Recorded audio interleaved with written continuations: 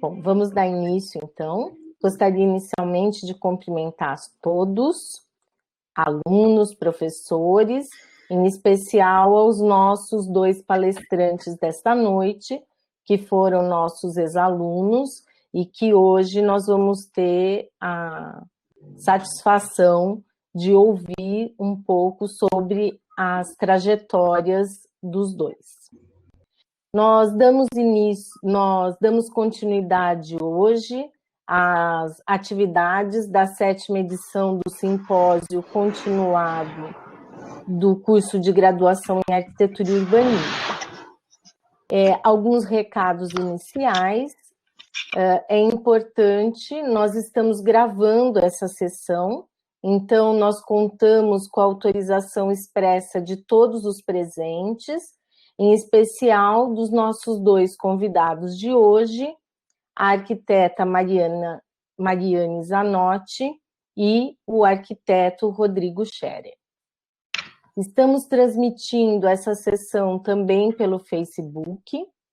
Cumprimento a todos que nos assistem.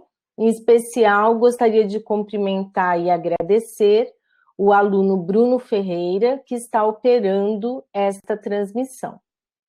Um agradecimento muito especial aos professores que integram o NDE e que auxiliaram na programação deste evento.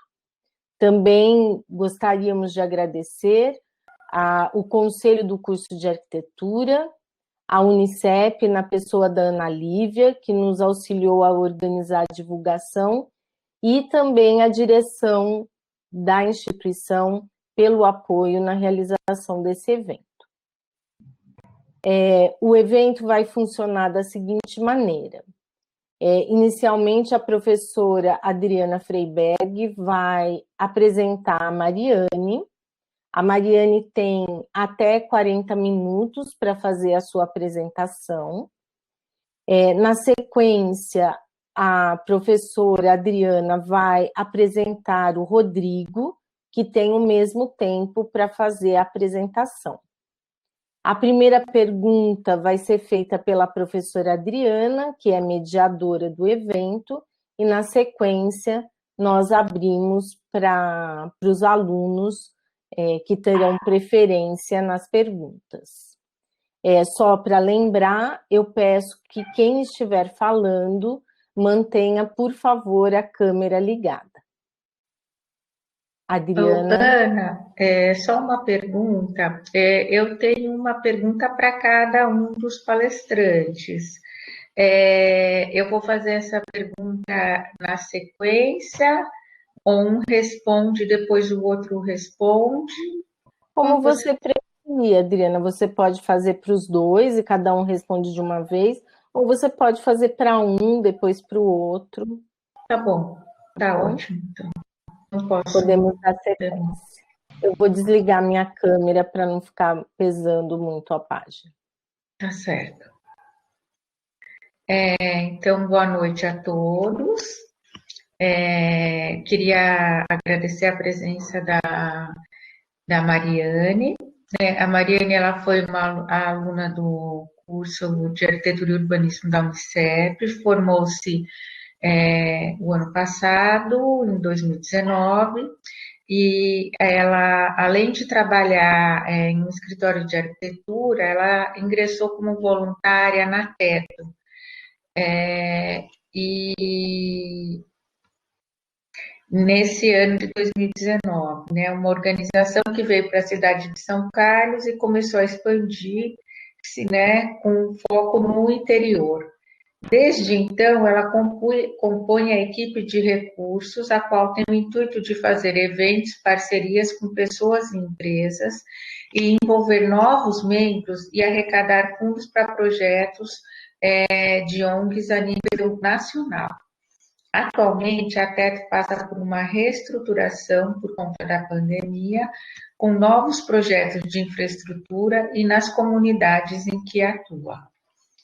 Então, agora nós vamos ouvir a Mariane e espero que seja uma boa palestra. Eu vou desligar minha câmera, tá? Obrigada. Primeiro, boa noite para todo mundo. Queria agradecer também o convite, né, para participar dessa palestra de hoje. Agradecer a professora Ana Lúcia e agradecer também a professora Adriana. Bom, vou começar, né? Vou falar um pouquinho da trajetória, do que eu fiz desde quando eu entrei na Unicep até agora. Então, eu entrei no curso no ano de 2014. No ano de 2016, foi o meu primeiro estágio na MRV, onde eu atuei como estagiária da qualidade, foram 2 anos e meio, e eu tive meu primeiro contato com obra. Até então eu não sabia nada, não tinha nenhuma experiência, era só o que a gente via na faculdade mesmo, e aí eu tive meu primeiro contato em 2016. Aí no ano de 2019 eu entrei num escritório de arquitetura, também Nova Arquitetura, e lá foi completamente diferente do que eu vivia antes em obra, né? Então eu percebi os dois lados, que são mais que uma atuação que a gente pode fazer durante a nossa formação, né? Aí eu conheci a Teto eu conheci em fevereiro do ano passado, em 2019, que veio para cá para ter uma apresentação institucional sobre a Teto. Fui nessa reunião de apresentação e já me apaixonei completamente pelo projeto. Já entrei de cara na área de recursos, que é onde, como a professora Adriana falou, a gente cuida da outra parte de arrecadação de dinheiro para conseguir viabilizar os projetos que a Teto faz. Em 2019 também eu me formei na Unicep, ano passado, em dezembro. E atualmente eu ainda continuo no escritório de arquitetura, eu fui efetivada lá, continuo como voluntária da Teto, só que agora eu sou uma voluntária fixa na área de recursos, e também pego os meus projetos com uma página no Instagram e pego projetos meus na área de arquitetura. Aí falando um pouquinho sobre a Teto, como surgiu, o que ela faz. A Teto ela surgiu no Chile, com uma história de que um padre, ele morava no Chile, e na cidade que ele morava aconteceu um incêndio muito grande, onde destruiu as moradias, e aí ele fez um mutirão na cidade, com o intuito de reestruturar toda a cidade. Então, nesse mutirão, surgiu a Teto, que é a Techo, lá no... que é chamado, né? Então, foi na América Latina, que é a região mais desigual do planeta. Aqui tem alguns dados que mostram que 104 milhões de latino-americanos vivem em assentamentos em situação de pobreza. Aqui a gente tem alguns países, né, que a Teto atua, são 18 países da América Latina. Ela atua no Caribe e tem uma sede nos Estados Unidos, mas é uma sede só de escritório. A gente não tem projetos acontecendo nos Estados Unidos. No Brasil, o Brasil ele é o quarto país mais desigual, com 52,5 milhões de brasileiros e brasileiras vivendo em assentamentos e em situação de pobreza. Aqui no Brasil, a gente está em 6 estados: São Paulo, Rio de Janeiro, Bahia, Minas Gerais e Paraná. E Pernambuco. E aqui no interior de São Paulo, a gente tem algumas cidades que são como se fosse um braço direito de São Paulo, que é Araras, Franca, Ribeirão Preto e São Carlos. Nosso intuito é expandir ainda mais para o interior.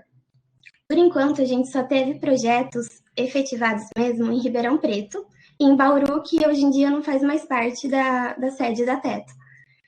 Era para esse ano a gente estar indo conhecer comunidades aqui em São Carlos para fazer projetos, mas como veio a pandemia, tivemos que adiar um pouco, e quem sabe ano que vem já entre em São Carlos e nas outras cidades. O que é a Teto, né? A Teto ela é uma organização que está há mais de 12 anos no Brasil e ele é associado à Organização Internacional Techo, que está presente em 18 países da América Latina, Caribe e uma sede de escritório nos Estados Unidos e Nova York. E o intuito é garantir o direito à moradia nas favelas mais precárias, através de programas sociais que geram soluções concretas de melhorias das condições de moradia e habitat. Um lema da Teto, o que a Teto faz? É a denúncia e a superação da pobreza.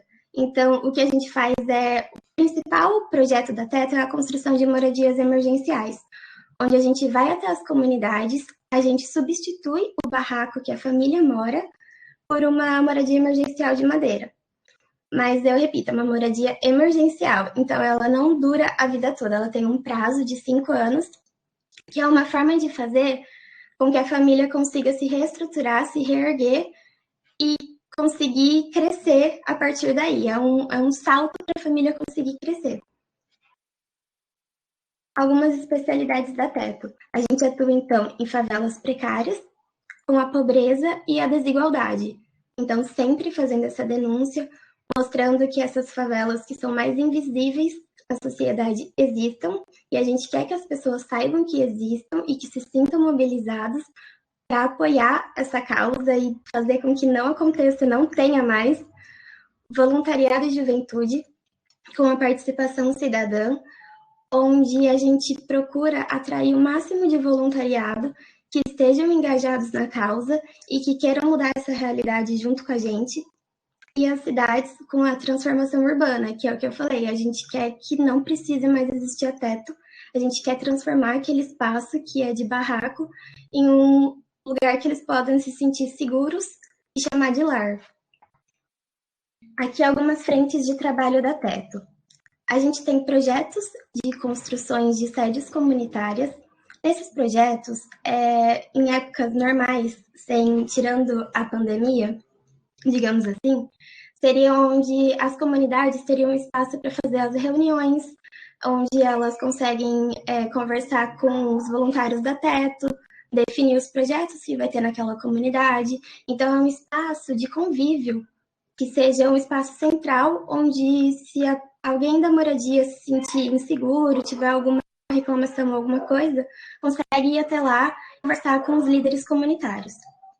O programa de formação de liderança comunitária é onde a gente encontra na comunidade quem que é o porta-voz da comunidade, que é como se fosse o nosso braço direito. Então, ele é quem faz a ligação, a ponte direta com os voluntários da Teto, e através dele a gente entende o que a comunidade precisa. Então, ele é o responsável por entender toda a comunidade, fazer uma gestão da comunidade como se fosse um síndico da comunidade.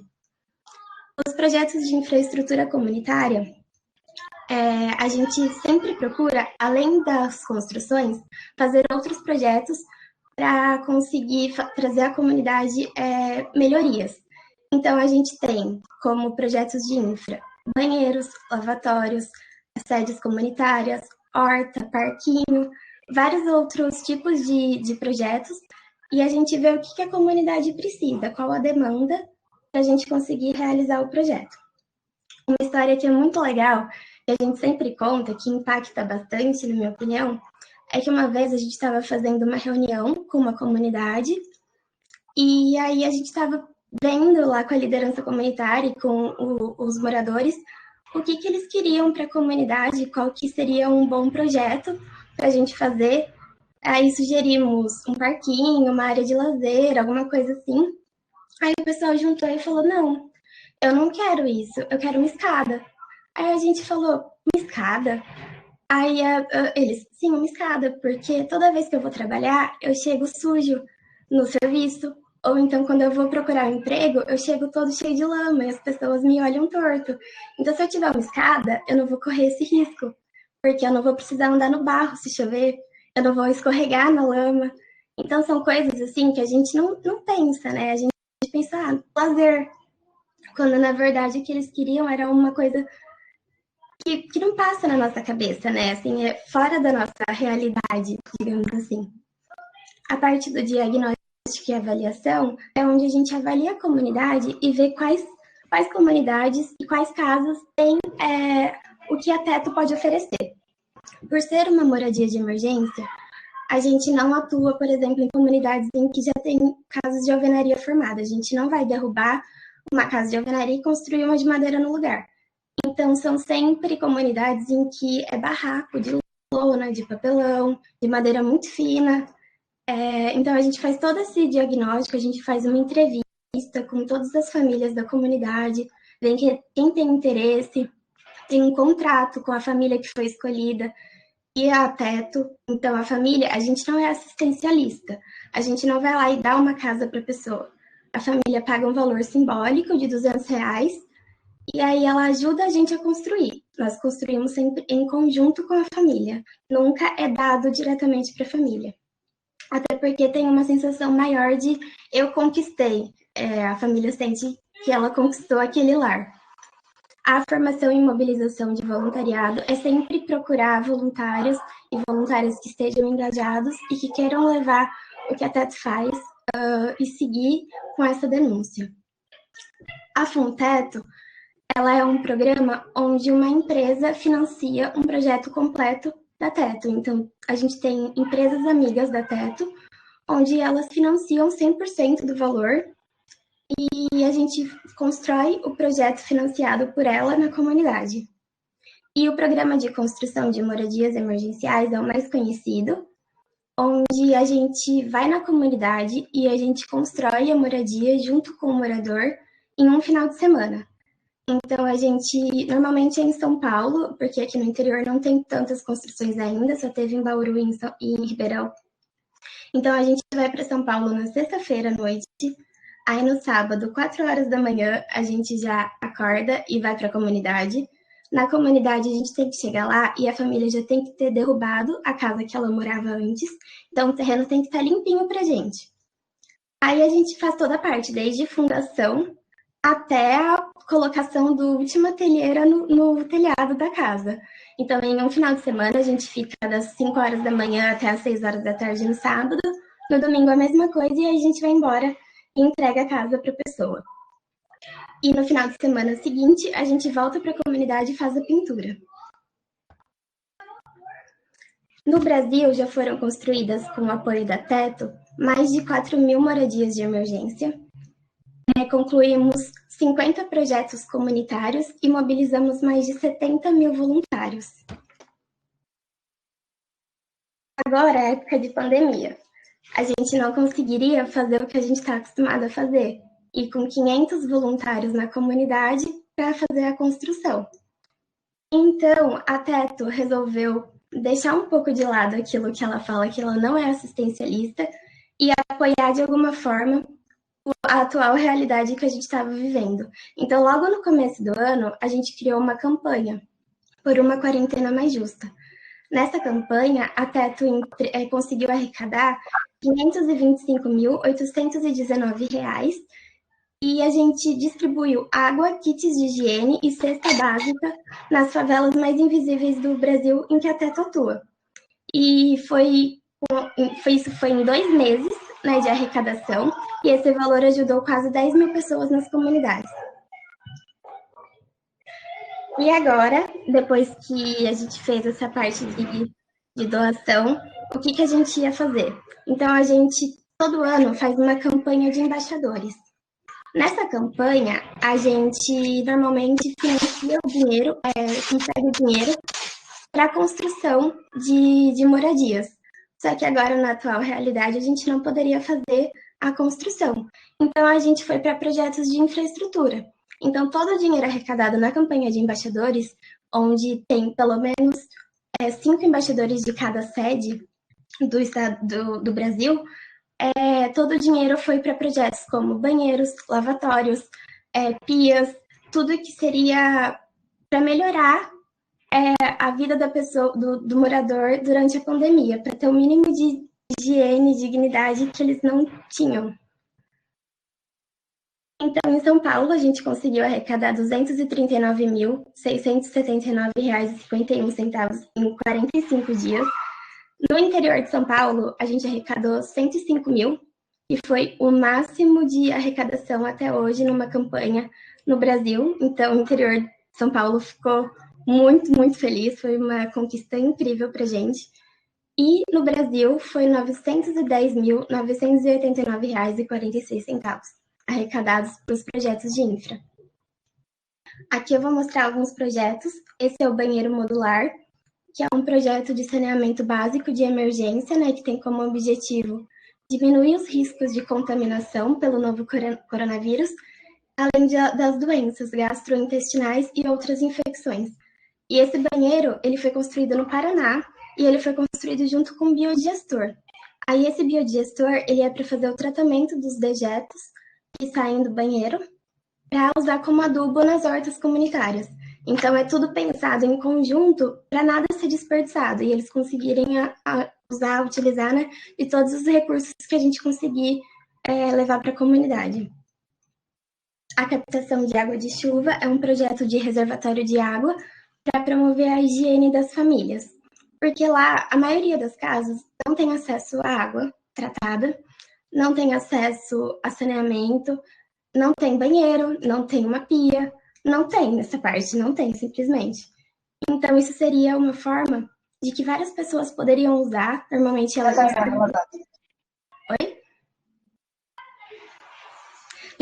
é construída nas sedes comunitárias para atender o máximo de pessoas da comunidade. Os lavatórios, ele é para incentivar a higiene das mãos. Então, ele é distribuído na comunidade. Essa foi uma construção na comunidade da Benfica, em São Paulo, que foi feita agora durante a pandemia. E é espalhado para as pessoas conseguirem lavar suas mãos, que é o que o Ministério da Saúde mais fala, lava as mãos com água e sabão. Só que não tinha. Então, isso daí é uma forma de fazer com que eles consigam, pelo menos, lavar as mãos. As hortas comunitárias é onde a comunidade fica responsável pela colheita, pelo plantio, pelo tratamento, podendo usar, né, o adubo do biodigestor, do banheiro. Aqui foi uma comunidade Terra Nossa, em Minas Gerais, onde a comunidade fez, junto com os voluntários da Teto, essa horta. Os refeitórios comunitários, a gente não fez nenhum, tá só no projeto piloto mesmo, que é esse projeto da foto, onde ele vai conseguir atender cerca de 40 pessoas por ciclo de refeição. Então, os refeitórios seriam como se fosse um refeitório mesmo comunitário, onde eles poderiam cozinhar os alimentos, inclusive da horta, e fazer a alimentação ali, de forma segura, de forma saudável. As sedes comunitárias já era um projeto que a gente tinha antes da pandemia.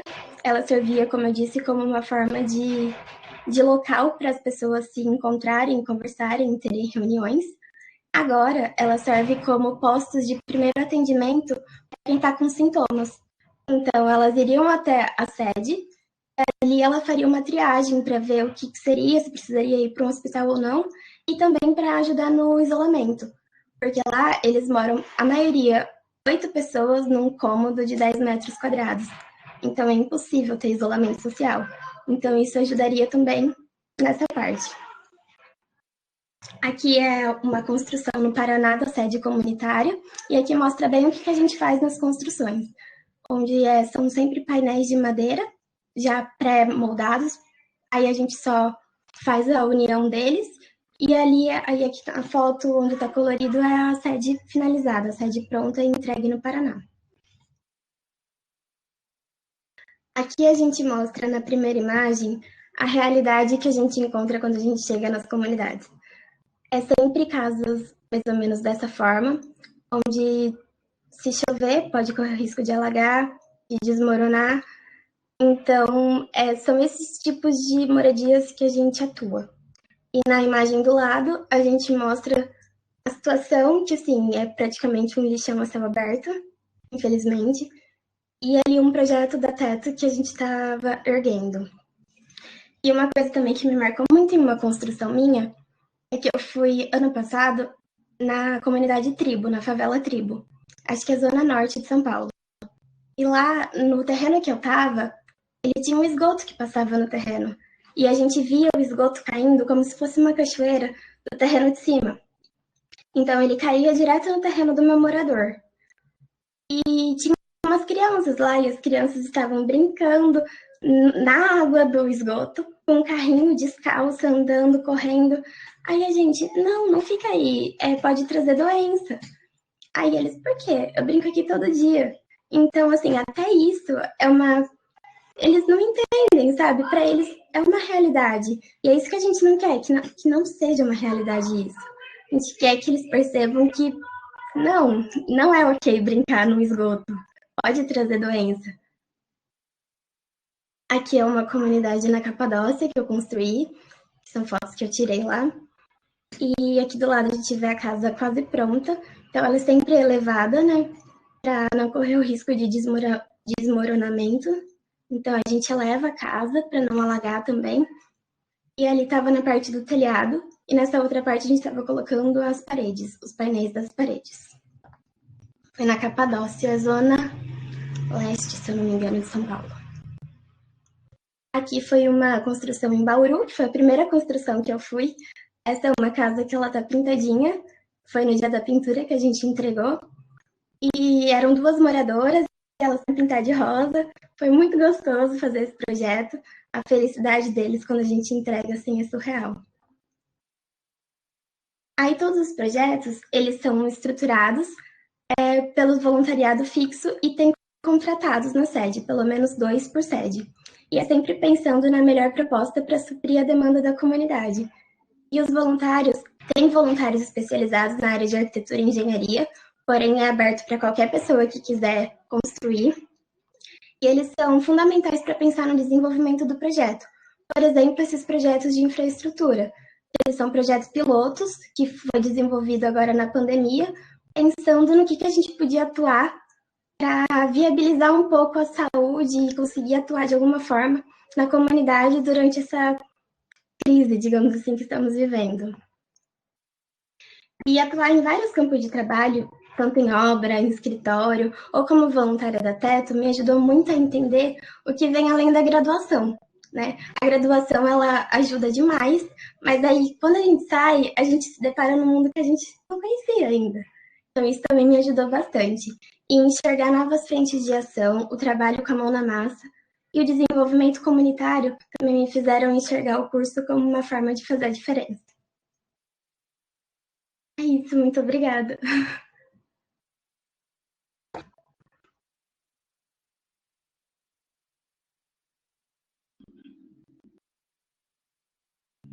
Mariana, muito obrigada pela sua apresentação. É emocionante ouvir você falar, né? E agora eu queria convidar o Rodrigo Schering para fazer a apresentação dele. O Rodrigo, ele fez também arquitetura conosco, né, na Unicep, mas antes ele fez bacharelado em filosofia pela Universidade Federal do Rio Grande do Sul, com ênfase em estética e filosofia da arte, estudando os filósofos Kant, Nietzsche, Deleuze e o pós-estruturalismo. Fez história da filosofia contemporânea, estudos culturais e críticas da condição pós-moderna. Fez bacharelado em arquitetura na Unicep, no Centro Universitário, Ritter dos Reis e na Unicep, com ênfase em História da Arte e Arquitetura, Teoria e Crítica do Projeto Arquitetônico Contemporâneo, Utopias e Vanguardas Artísticas, Técnica de Modelagem Digital, Espaço Público e Processos Socioespaciais. O Rodrigo tem formação e pesquisa com ênfase na relação entre arte moderna e contemporânea e educação. Ele é mestre em ciências na teoria de história de arquitetura e urbanismo pelo Instituto de Arquitetura e Urbanismo da USP, o IAU, e é doutorando na área de teoria e história da arquitetura e do urbanismo pelo Instituto de Arquitetura e Urbanismo da USP, o IAU. Um período de estágio no Departamento de Arquitetura, Ambiente Construído e Engenharia da Construção, o ABC Department, do Politécnico de Milano. Membro do Núcleo de Estudos e Espacialidades Contemporâneas, o NEC-USP, no qual desenvolve pesquisa em processo de projeto na arquitetura contemporânea, nos temas história, teoria e concepção projetual, processos de projeto, design computacional, tecnologias avançadas de fabricação digital, Science Technology Studies, representação e interface entre arte, filosofia e arquitetura. Então, Rodrigo, eu te convido a fazer a sua palestra. Já agradeço desde já a sua apresentação. Muito obrigada.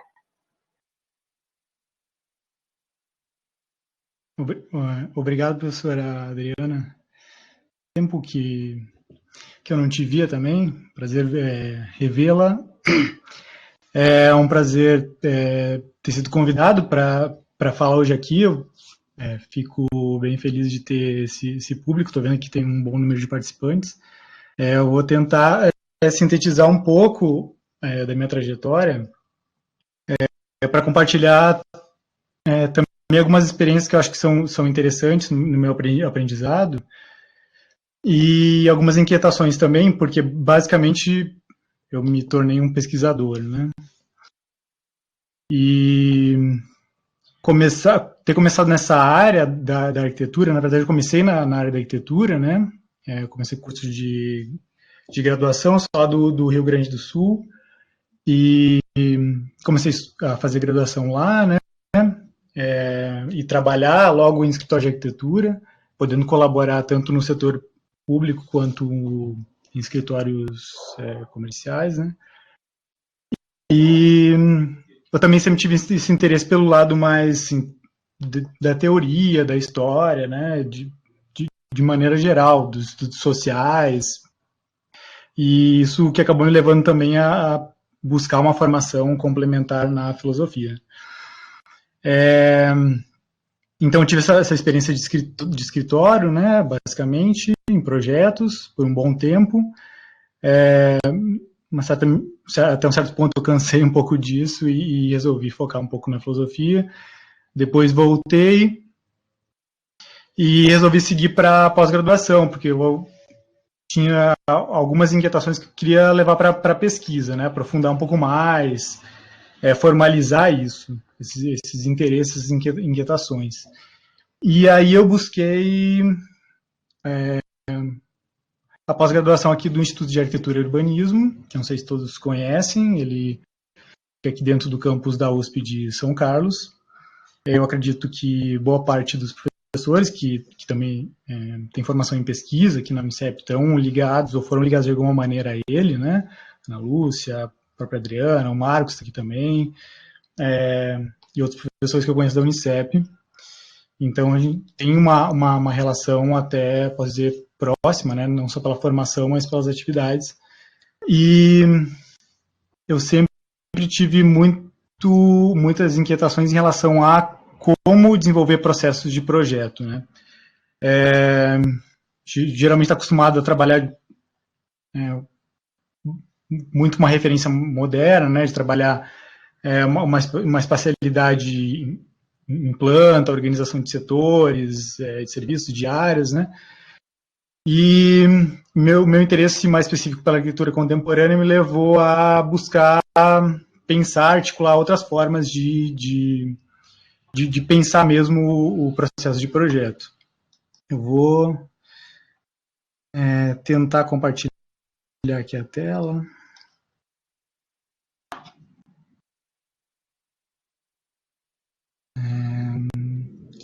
Só um momento.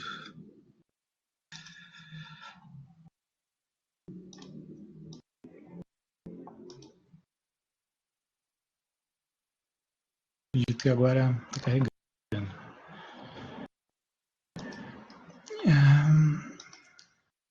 E aí, essa tela aqui é do meu projeto, a minha pesquisa de mestrado, né? Onde eu busquei estudar, aprofundar um pouco mais 3 temas que estão ligados à arquitetura contemporânea, de uma maneira um pouco mais teórica, história, historiográfica, desde os anos 70 até agora, começo dos anos 2000, né, que dava conta desse panorama que estava mudando na arquitetura contemporânea, interesse de sair um pouco das tipologias mais modernas de projeto, para buscar outras estratégias e outras regras, formas, formulações, modos de gerar formulações e métodos, né, de projeto, nesse ambiente da arquitetura contemporânea mais global. E aí a minha investigação passou por isso, assim, entender como desde os anos 70 uma assimilação um pouco mais conceitual da arquitetura passou a englobar muitas novas tecnologias computacionais, de novas ferramentas digitais, de animação, até chegar num escopo mais recente que envolve novas tecnologias como design paramétrico, enfim.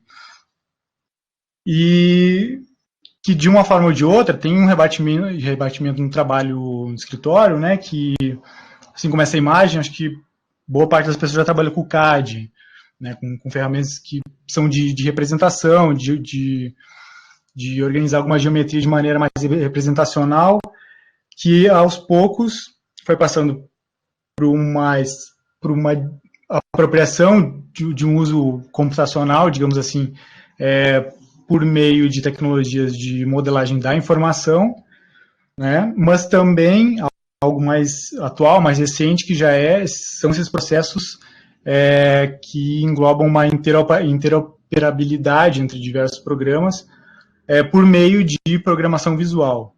Então, ArchiCAD, Revit, programas que são mais utilizados, né, eles já abarcam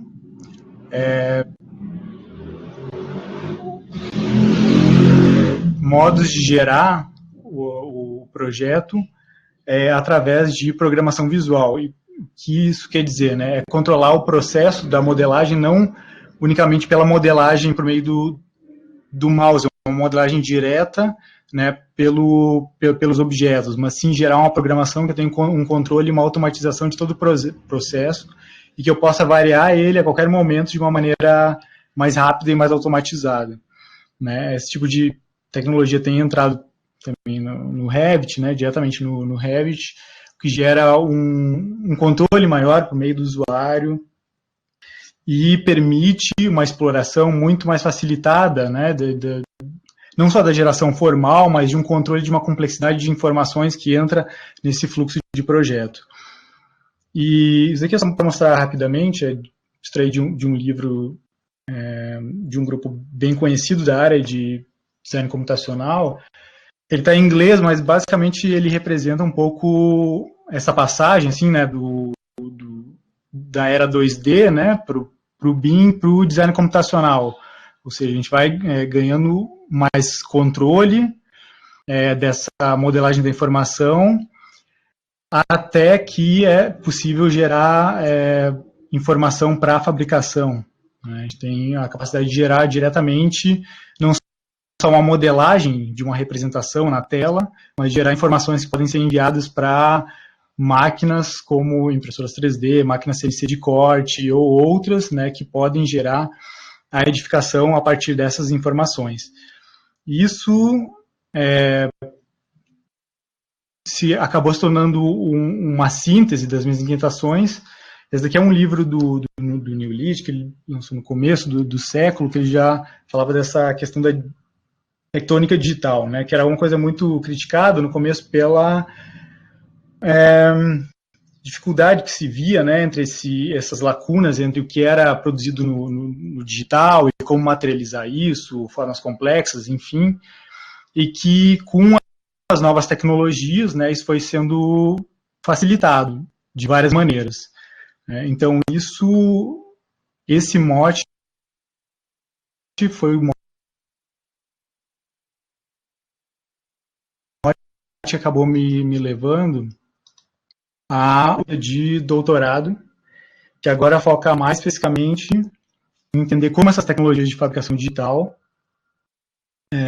se adentraram, né, no nosso contexto da América do Sul e como elas estão sendo aplicadas, né, na arquitetura, no design, na construção, e como entender essas tecnologias de modo a aplicar elas, né, a realmente contribuir com questões de projeto do nosso contexto. Né? E esse projeto ele iniciou, eu acredito que isso também, isso que eu vou falar agora é um exemplo de uma atividade também, né, que nós, enquanto grupo de pesquisa no Instituto de Arquitetura, desenvolvemos, que a pesquisa iniciou a partir dessa exposição que a gente desenvolveu em 2015, para um evento em São Paulo, um evento internacional organizado pela professora Gabriela Celani, da Unicamp, que se chamava CAD Futures, e a gente organizou essa exposição, a convite dela, que foi montada lá na Escola da Cidade, e consistia num apanhado assim, da produção de alguns laboratórios. Laboratórios, quando menciono, são laboratórios que estão instalados dentro de instituições de ensino ou até mesmo profissionais da arquitetura que estão ligados de alguma forma ao uso dessas tecnologias, né, para gerar algum artefato, criar algum novo processo, ou pensar em componentes ou elementos para arquitetura. Então, essa exposição foi um apanhado do que se tinha, em parte, né, no nosso contexto da América Latina, até esse momento, e acabou gerando uma exposição. Então, foi um trabalho também de discografia, né, de gerar uma exposição durante esse evento. Então, a gente viu o potencial de continuar mapeando, aprofundando e entendendo como essas tecnologias estavam sendo utilizadas, né, continuam sendo utilizadas, e então formalizar isso num projeto de pesquisa que iniciou em 2016, né, para entender como essas tecnologias podem realmente ser aplicadas de uma maneira a transformar, né, as nossas práticas, não só de ensino, mas de pesquisa e prototipagem para o meio da construção, até para o meio industrial. Né, e isso parte, claro, de uma grande discussão, né, global sobre Revolução Industrial, a terceira Revolução Industrial, a quarta Revolução Industrial, que são essas novas narrativas, né, que vêm de um norte global, de um norte com países industrializados, que realmente produzem as tecnologias de ponta, né, e acabam transformando isso em parte, em um discurso que se adentra, né, nos distintos contextos, mas, claro, a gente tem que tomar isso de uma maneira um pouco crítica, né. Então, como essas tecnologias acabam entrando, né, no nosso meio, na arquitetura e no design, né. Então, aqui eu vou mostrar, assim, bem rapidamente, né, alguns dos elementos que fazem parte da pesquisa, né, e que, como pano de fundo, não sei se para quem conhece ou não, né, tem vários temas, né, vários tópicos que tangenciam a questão do uso das tecnologias, da fabricação digital, né, como Fab Labs, esses laboratórios que tiveram origem no MIT, que hoje já tem em várias cidades, em vários países, né? Em São Paulo tem o Fab Lab Livre, que é um exemplo de um Fab Lab descentralizado, de gestão pública, a aplicação dessas tecnologias para produzir uma arquitetura de formas complexas, mas também customização ou personalização de objetos de design, de objetos para arquitetura, né, elementos arquitetônicos. Também como isso adentra nas instituições, né, de ensino e pesquisa, porque cada vez mais de uma certa maneira, um incentivo para se trabalhar com a materialidade, né, sair um pouco só do digital, da representação digital, para gerar, ou seja, que sejam maquetes, mas também objetos de estudo e análise, né? E a ideia de Master Builder está na literatura, mas de uma maneira mais simplificada, isso diz respeito a voltar o arquiteto à figura de uma pessoa que é capaz de não só conceber o projeto como um desenho, uma representação, mas que o arquiteto também é capaz de gerar a materialidade do projeto, né? Então, utilizar as tecnologias para gerar a parte material do projeto, ou partes materiais que podem ser utilizadas no projeto de fato, né? E aí, enfim, algumas imagens, né, de alguns laboratórios, como a esquerda na Unicamp, né, a direita na FAO lá em São Paulo, na USP em São Paulo, e algumas das produções, né, que nós temos mapeado em diferentes países, né, como na Argentina, que eles adentram desde questões de disposição até como tecnologias sociais, né, que venha auxiliar, né, no aprendizado de pessoas de diversas idades, como aqui já no Brasil, né, um exemplo bem conhecido do SubDV, como suporte para organização de elementos de uma maneira um pouco mais complexa, como no caso aqui um filtro para filtrar, né, e limitar o acesso ou a penetração da iluminação e da insolação na edificação, mobiliário, componentes de análise, como esse Cobogó, para questão de representação do patrimônio, né, como esse exemplo aqui, ou até, e fazendo uma ponte com o que foi apresentado anteriormente, né, como o trabalho do teto acaba trabalhando com edificações também, né, tem exemplos de já um trabalho com madeira, gerando casas, edificações em escala real, instalações artísticas, ou mesmo suporte para infraestrutura urbana, né, canaletas para uso urbano, e outros projetos similares, né, que vão se desdobrando, ou mesmo já a investigação de tecnologias de novos materiais, né, como concreto, né, impressão com concreto, trazer artesania, né, o design e artesania por meio das novas tecnologias, né, gerando alguns artefatos que possam apoiar esses trabalhos. Esse aqui já no Chile, né, o design de mobiliário, investigações também mais conceituais, artísticas, uso de robótica, fachadas por meio de produção industrial, né, com maquinário industrial, investigação de elementos texturizados para design, artesanato, mais um exemplo assim, para apoio de canteiro. E aí, outros exemplos que se desdobram também de maneira mais educativa, né, para o público mais infantil. Outros exemplos como de artesanato no Peru. E aí, só rapidamente a gente terminar, também falar um pouquinho da experiência que eu tive no período, a gente fala período sanduíche, né, no exterior, que eu tive a oportunidade de ficar 6 meses trabalhando, colaborando com um grupo de pesquisa lá no Politécnico de Milão. Então, eu pude não só trabalhar lá, né, com questões de tecnologia industrial, compreender como está a relação da universidade com a indústria lá, por meio dos processos de manufatura, não só digitais, né, mas principalmente.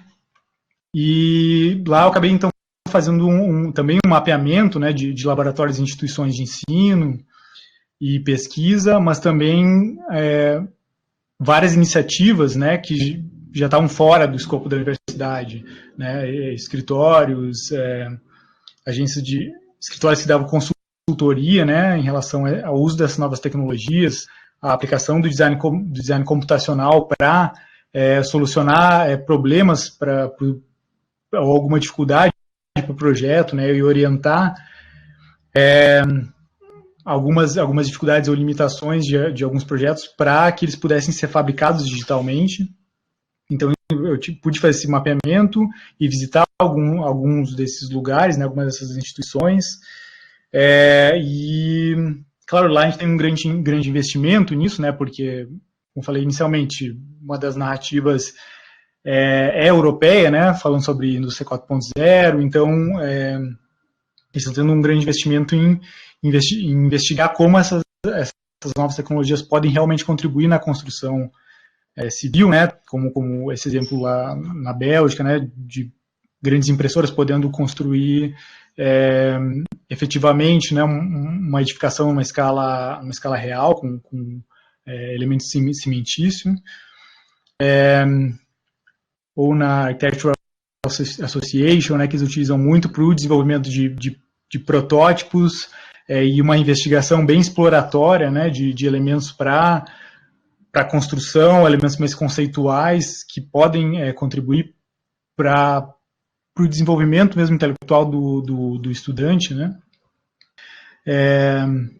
Isso aqui é no IAC, em Barcelona, estão trabalhando muito com elementos naturais, né, impressão com terra. Isso na Alemanha, né, o Instituto de Design Computacional, lá em Stuttgart, que estão trabalhando fortemente com novos materiais compósitos, como fibra e sistemas robóticos. Esse é um grupo da Dinamarca que desenvolve investigações pensando nas possibilidades de trabalhar os distintos materiais na arquitetura, né? Materiais leves como tecidos ou mesmo madeira, que também são fabricados digitalmente, né? Eles têm máquinas de costura que costuram esses elementos tensionados a partir de padrões que são gerados a partir do design computacional. Ou mesmo lá no nosso laboratório, né, trabalhando com impressão tridimensional, utilizando maquinário industrial, né, aqui no caso esse elemento, um pavilhão todo estrutural, né, que foi impresso com um elemento plástico biodegradável. Ou mesmo em Zurique, que esse é um grande laboratório com um grande investimento, né, do governo, que trabalha desenvolvendo novas tecnologias para a construção. O mesmo fora da universidade, né, já tem iniciativas trazendo as novas tecnologias para criar elementos como mobiliário, elementos para a infraestrutura urbana, ou mesmo escritórios que trabalham oferecendo assim, um suporte, né, de desenvolvimento de design e de fabricação para outros escritórios que necessitam materializar, né, algum projeto que tem assim, de maior complexidade. E daí, só para finalizar, assim, um exemplo bem rápido, simplificado, né, eu acabo trabalhando mais com impressão 3D, né, então esse aqui é um exemplo rápido de um projeto simples que eu acabei desenvolvendo aqui no Instituto como uma atividade paralela, né, que por meio da impressão 3D, né, eu acabo conseguindo imprimir, então, componentes como esse, né, que com outros elementos que a gente encontra facilmente, né, como cabos, grampos, parafusos, eu consigo criar um elemento estrutural leve que pode ser aplicado para suporte de coberturas ou mesmo para estruturar algum outro elemento de fachada. Então, isso é só para finalizar com um exemplo de que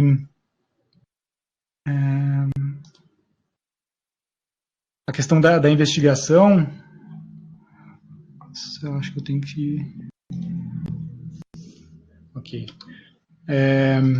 Da investigação, da pesquisa em relação às novas tecnologias, né, elas têm adentrado de várias maneiras no horizonte da arquitetura contemporânea, mas à medida que as tecnologias estão mais próximas de nós, né, ou apesar mesmo de a gente ter algumas limitações ainda com acesso a essas tecnologias, a gente é capaz de desenvolver algumas estratégias para utilizar elas, não só na experimentação, né, e para o trabalho exploratório, no ensino e no desenvolvimento, mas também mais voltado para questões da construção civil também. Então, acho que fica um tópico que ele necessita ser desenvolvido, né? Então, por isso também necessita de pessoas interessadas que possam se envolver, né, e continuar investigando a aplicação dessas novas tecnologias para o nosso meio, né? E que, bom, eu me interesso bastante e, enfim, já gostaria de ter tido a oportunidade de ampliar um pouco essas questões por meio da extensão, né, da universidade durante esse ano, porque, claro, é algo que exige uma atividade presencial, né, realmente trabalhar com material, com a produção material, mas por causa da quarentena, da situação epidêmica, a gente está um pouco, ou momentaneamente parado com isso. Mas, bom, é isso que eu gostaria de apresentar, isso que eu tenho feito nos últimos anos.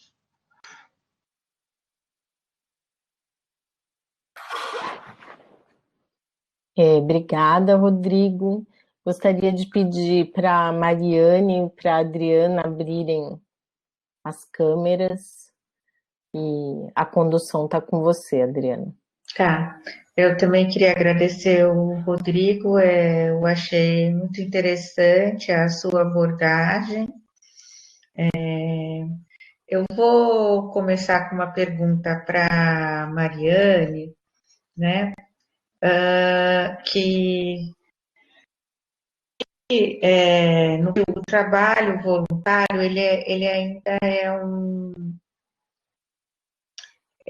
é visto como um trabalho assim, uma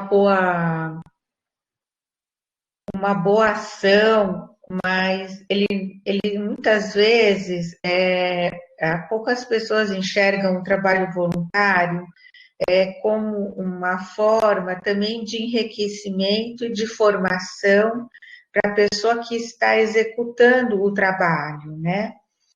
E eu gostaria que você comentasse um pouco sobre isso, né? Quer dizer, a riqueza que é também desenvolver um trabalho voluntário, ao mesmo tempo que a gente doa para o outro, né? A gente recebe desse trabalho. E eu gostaria que você, então, comentasse um pouco essa questão e um pouco comentasse o quanto né, no começo da sua apresentação você falou sobre os estágios. E eu queria aproveitar para falar para os alunos um pouco dessa busca de estágios e como que você encontrou esses estágios e como que eles você mudou de um, encontrou um trabalho em outro, como que isso enriqueceu a sua formação e direcionou o seu trabalho para a sua atuação, né? Quando você começou os estágios, você falou assim, eu quero trabalhar nesse escritório para que eu possa aprender dessa forma, como que foi isso para você? Aí depois, na sequência, eu faço a pergunta para o Rodrigo para não ficar, eu acho que perde um pouco se a gente perguntar ao mesmo tempo. Bom, queria agradecer pela pergunta, achei muito, muito boa. Bom, como que a Teto, ela, além de ser um trabalho voluntário, como a professora falou, né? Como que ela ajuda a gente como pessoa. Quando eu conheci a Teto, eu não fazia ideia dessa realidade, para ser sincera. Eu nunca tinha ido numa comunidade, numa favela, então a gente tem uma visão completamente diferente, como se fosse preso dentro da nossa caixinha, e a gente fica ali acomodado. Então, quando a gente tem o primeiro contato com uma realidade que não é a que a gente está acostumado a viver, eu acho que isso já impacta desde o começo. A Teto, ela mais me ensina do que eu ensino para ela, principalmente no contato com os moradores. Quando a gente vê a comunidade e vê como as pessoas estão lá dispostas a quererem uma vida melhor, já muda assim completamente. A gente pensa, nossa, eu não faço nada realmente. Numa das últimas construções que eu fiz em Ribeirão, o meu morador, ele estava inteiro machucado, ele tinha a costela quebrada, ele estava assim, precisava ir no médico urgente. Só que ele estava tão assim, eu tô construindo a minha casa, que passou por cima de todas as dores. Aí a gente vê como que as pessoas são fortes, são guerreiras, o quanto ela tem para ensinar pra gente. E todo mundo sai com o mesmo pensamento depois de que faz algum projeto assim social. Com certeza muda muito no nosso interior, porque a gente percebe que a gente reclama por muito pouco. Muito pouco a gente já está reclamando, quando na verdade tem gente que precisaria estar reclamando e tá lá feliz, alegre, com uma energia que tira 5 horas da manhã feliz da vida, porque tá conseguindo conquistar alguma coisa sua. Então eu acho que o trabalho voluntário ele ajuda muito, muito no nosso crescimento pessoal, porque a gente muda completamente nossa forma de enxergar as pessoas e a cidade ao redor, enfim, tudo. Então, espero ter respondido. Sobre a parte do estágio. Do estágio, na verdade, meu primeiro estágio foi numa construtora, né, na MRV. Eu entrei em 2016, eu estava no terceiro ano da faculdade. E foi, assim, lá na MRV aconteceu porque eu conhecia pessoas que trabalhavam lá, então meio que foi por indicação mesmo. Aí fiz entrevista, passei por todo o processo de entrevista e comecei a trabalhar. E realmente eu não tinha noção de nada do que eu estava fazendo ali, porque era uma novidade para mim. Eu nunca tinha entrado numa obra, nunca tinha ido para uma construção.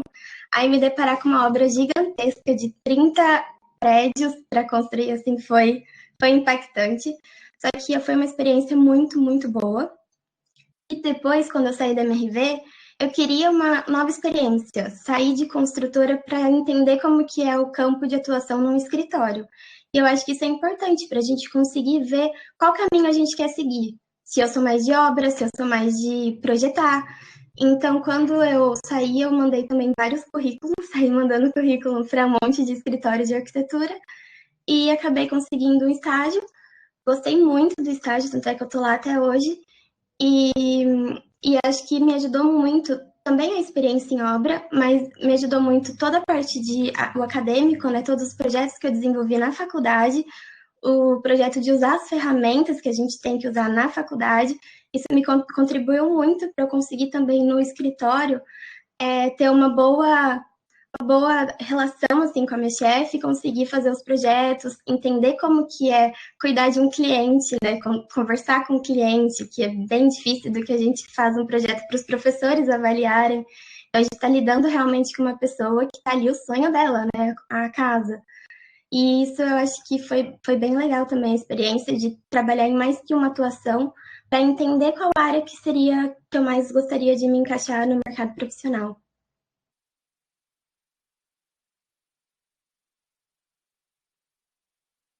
Obrigada.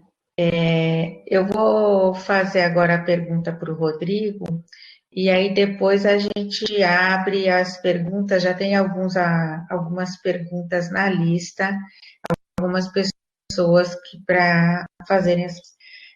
Então, Rodrigo, eu tenho algumas questões para você, que é o seguinte.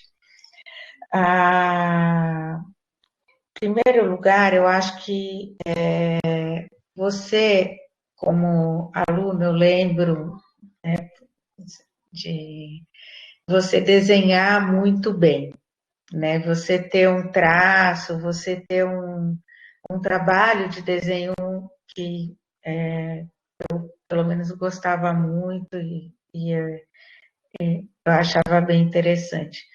Quando a gente trabalha, e eu defendo, né, que desenho é uma linguagem que é possível aprender, quer dizer, não há necessariamente essa questão do talento. Mas eu acho que existe dois tipos de desenho, né, o desenho digital e o desenho analógico. De que maneira, quando a gente está falando todas essas tecnologias de fabricação e de produção de protótipos, de criação, com desenvolvimento de novos materiais, como que o desenho analógico entra também nesse processo, no desenvolvimento desses produtos? E vice-versa, né? Qual que é esse processo na criação desses projetos? Por exemplo, até do seu projeto que você fez, um elemento que me lembrou muito a matéria que a gente oferece no primeiro ano, que é matéria em estrutura, matéria em memória, onde a gente discute um pouco essa questão formal do objeto, ou nem é objeto, mas da criação.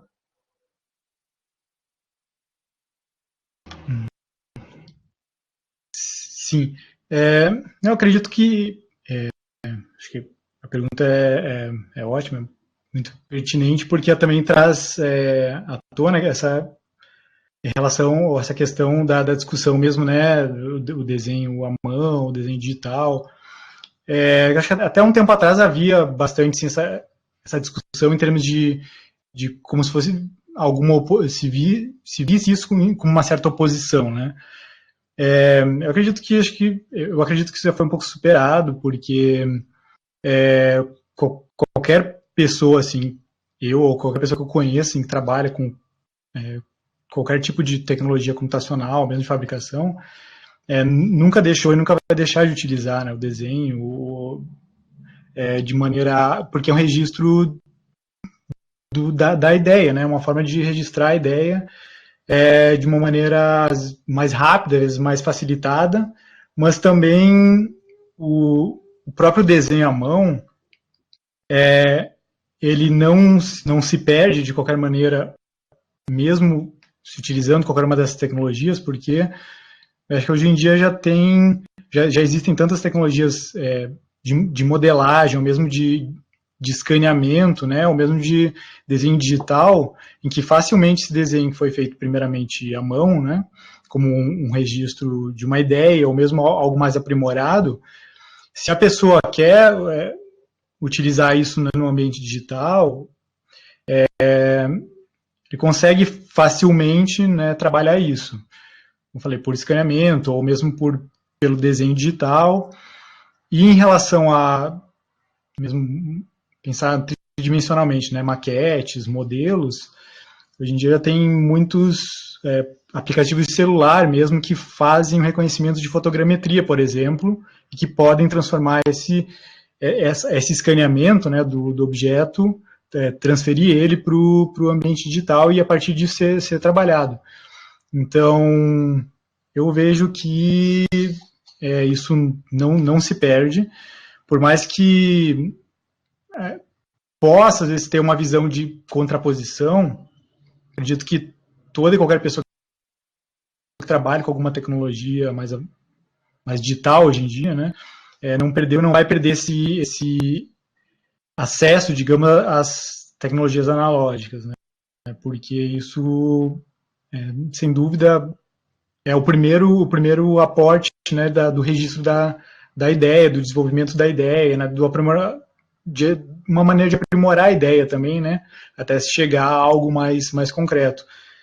E sem dúvida, assim, eu mostrei várias imagens, né, mas a gente costuma sempre ver também na arquitetura, né, o objeto final, objeto finalizado, e como eu falei, um dos meus interesses sempre foi, assim, entender um pouco o processo, né, porque a maioria do processo dos arquitetos ou das pessoas que trabalham com design, ele pouco aparece, né, pouco é exposto, assim, né, qual é realmente o processo. E na pesquisa também, o que eu tenho aprendido muito é que por vezes, assim, um longo processo, né, que começa pelo desenho, por vários testes, análise de material, então se volta às vezes para trabalhar com alguma máquina, para desenvolver protótipos, até chegar em algum resultado final, né? Não é algo tão linear, assim, o que começa no digital necessariamente, ele já é fabricado, né? Ele passa uma série de etapas, né, que geralmente começam com essa parte analógica. Ok, obrigada. Eu fui ordenando aqui as perguntas. A primeira é da Cristiane. Tá. Você lê a pergunta dela? Eu coloquei aí no chat. Eu estou lendo. Mas a Cris, você gostaria de fazer a pergunta, Cris? Gostaria de falar no microfone ou não?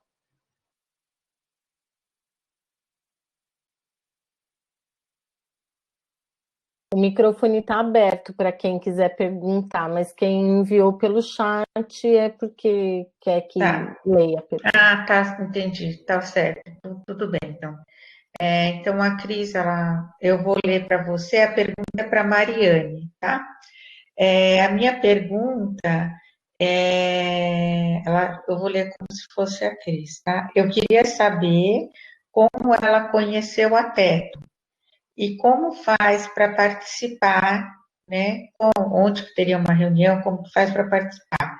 E qual o tipo de madeira utilizada na construção dessas casas? E se a fundação é em madeira também.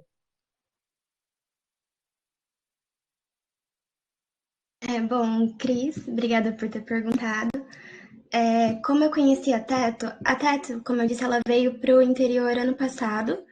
Aí teve uma primeira reunião geral.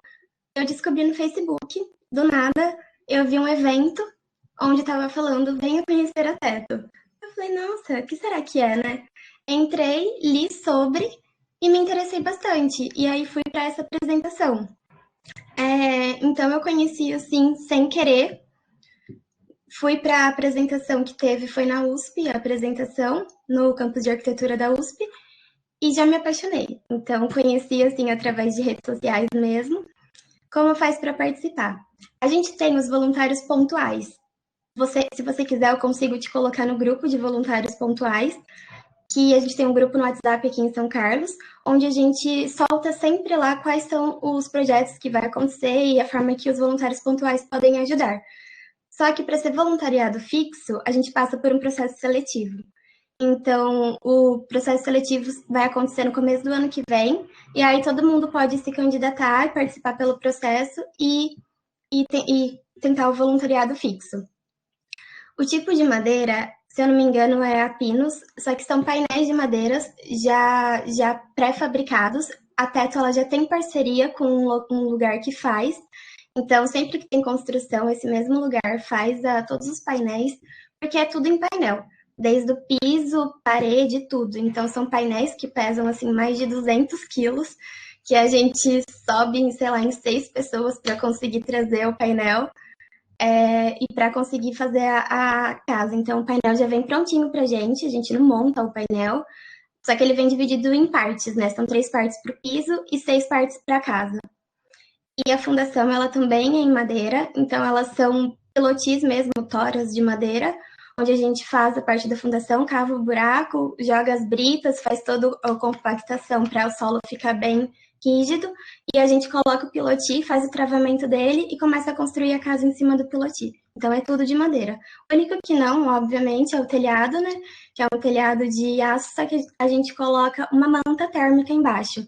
Então ele tem uma parte de isolamento com a manta, e aí a gente coloca o telhado por cima. Isso.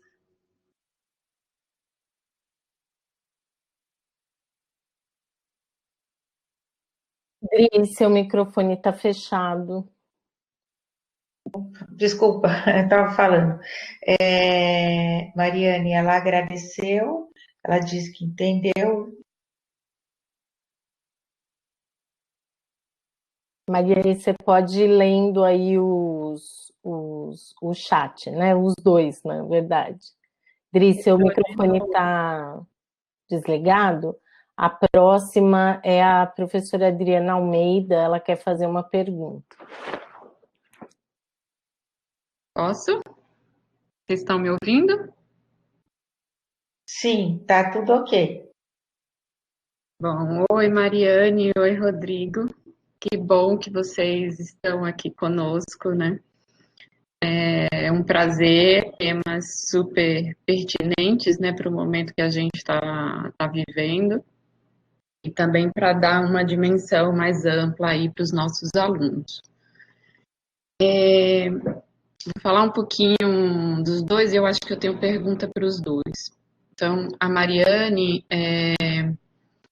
me chamou bastante atenção, né, os últimos passos da graduação dela. E lá no 5º ano, quando ela começou a se envolver, né, e eu falava, puxa, você tem que voltar, né, na disciplina de planejamento habitacional para conversar um pouco com a gente. E, inclusive, para fazer uma reflexão, né, do que foi a trajetória dela trabalhando numa grande construtora, né, que está diretamente relacionada com a produção de moradia, e esse trabalho voluntário. Então, se você puder falar um pouco, né, dessa perspectiva sua a partir das duas experiências, de forma muito breve, né, o que isso te faz, o que isso te traz de maior reflexão no que diz respeito ao déficit habitacional e à produção de moradia. Eu sei que é bastante complexo, mas o que vem primeiro na tua mente? E para além disso, eu acho que tem uma outra questão que eu tenho, que fiquei curiosa, é de saber como que a Teto seleciona, né, os assentamentos, enfim, como que se estabelece uma prioridade da atuação da Teto. Diferente, eu vou logo fazer as duas perguntas, diferente, porque pode ser que vocês possam dialogar um pouco. Diferente da Mariane, que eu acompanhei a trajetória na graduação, o Rodrigo, a gente se conheceu mais na USP. Eu tive pouca oportunidade de ministrar alguma disciplina para o Rodrigo no Unicep, mas pude acompanhar um pouco do TGI, né, que foi um TGI bem bacana também, e que trouxe uma reflexão teórica clara, né, porque era algo que ele vinha discutindo nos seus desenvolvimentos na pós-graduação. Vendo tua apresentação, Rodrigo, primeiro me colocou uma série de perguntas que eu acho que não vai caber no nosso espaço. Mas para a gente aqui, né, para a gente ampliar o debate, eu queria perguntar para você, a partir da sua revisão e da sua experiência que você teve no exterior e em outras instituições brasileiras, vendo como é que essas instituições estão utilizando essas tecnologias, eu teria duas perguntas. Uma é, em que momento os cursos de arquitetura e urbanismo, eles vêm incorporando isso de forma mais ativa na grade curricular? E a gente sabe que isso é bastante diferente em cursos integrais e em cursos, né, noturnos, com uma carga horária mais reduzida, existem uma série de desafios. Então, a Adriana mencionou a questão do desenho analógico, desenho digital, e esse é um enfrentamento que a gente tem, né, de como incorporar essas tecnologias nos cursos de arquitetura, para além de um grande investimento necessário, né, e quais seriam os principais desafios, né, que a gente vem enfrentando para incorporar essas tecnologias aqui no Brasil. Acho que na tua fala já apareceu um pouco, né, alguns limitantes, mas eu queria, se possível, que você ressaltasse quais são essas principais limitações. E aí a outra questão que talvez fica para os dois é, né, se existe, aí o Rodrigo pode mencionar, se você identificou a utilização, né, desses recursos, dessas tecnologias para fins de uma arquitetura social, né, em que medida esses esforços eles estão caminhando para pensar os problemas sociais, né? E aí eu acho que foi interessante, você não mencionou, mas você participou logo no início da pandemia da fabricação de um protótipo, né, de protetores faciais que vocês acabaram doando para a Santa Casa, foi isso mesmo? Acho que você pode falar um pouquinho. E os dois esforços, né, em prol aí de pensar um enfrentamento do Covid, né, e como cada um pôde contribuir a partir da pesquisa ou do trabalho voluntário para enfrentar a situação que a gente vem vivendo. Então, se a Mariane também quiser complementar alguma coisa depois, fica à vontade. Acho que são muitas questões, eu fico por aqui para deixar que os alunos também possam contribuir. Obrigada, gente, parabéns, hein?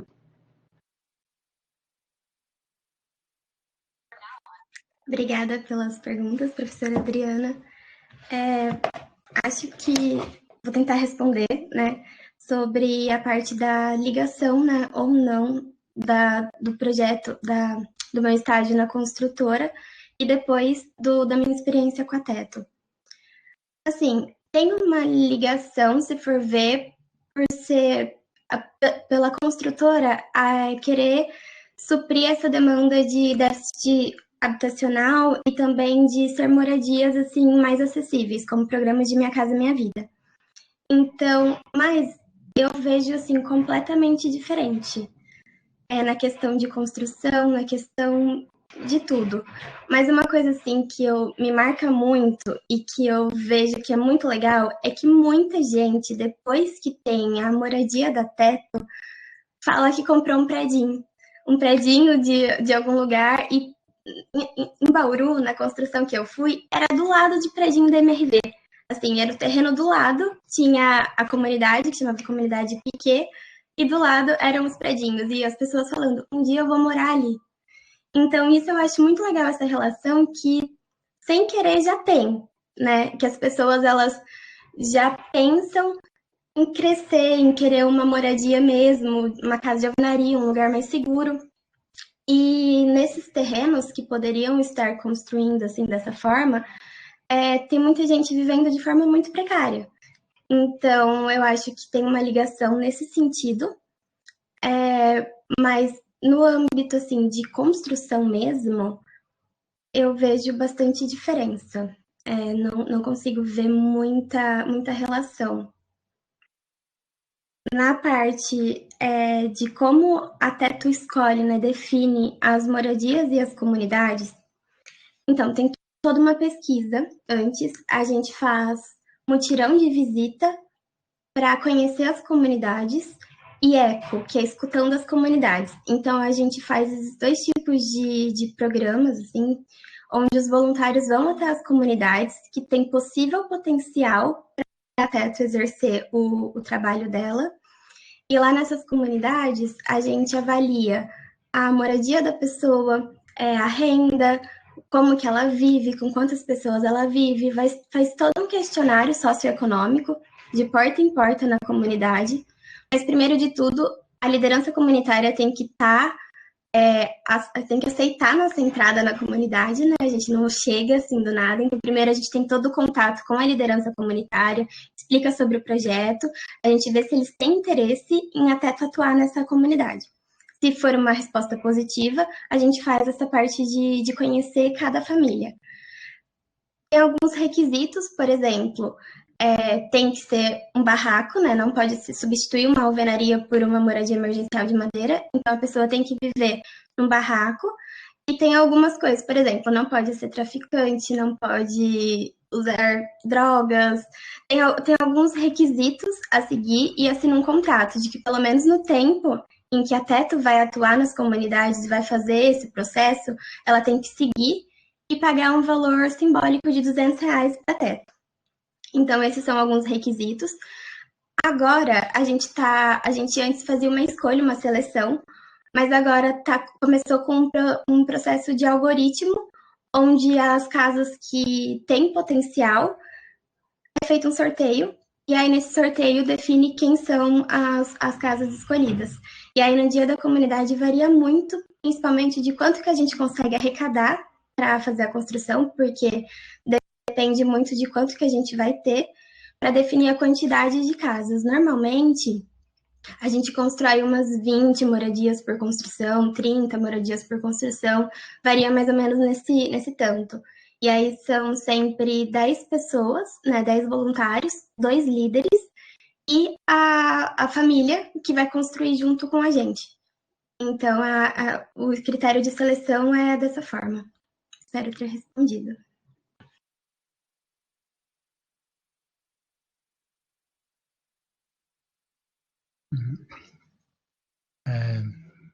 Boa noite, Dri.